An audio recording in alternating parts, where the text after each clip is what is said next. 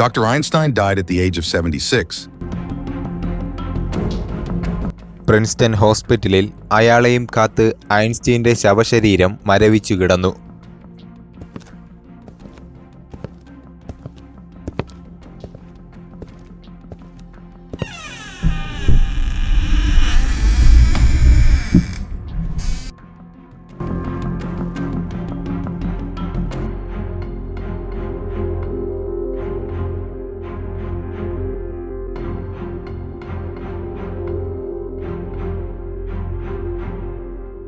പോസ്റ്റ്മോർട്ടത്തിനു ശേഷം കീറിമുറിച്ച് തുന്നിക്കെട്ടിയ ഐൻസ്റ്റീൻ്റെ ശരീരം ബന്ധുക്കൾക്ക് കൈമാറി.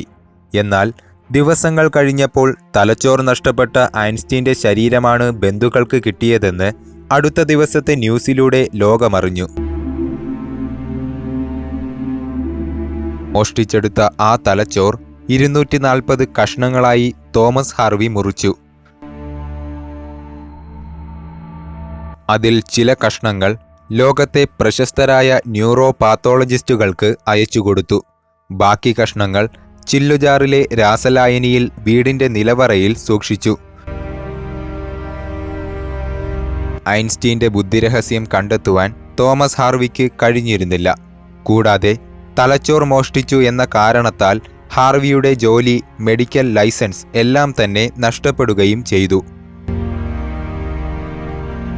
2007 ഏപ്രിൽ 5 ഐൻസ്റ്റീൻ്റെ പോസ്റ്റ്മോർട്ടം നടന്ന അതേ ആശുപത്രിയിൽ തോമസ് ഹാർവിയും കീഴടങ്ങി.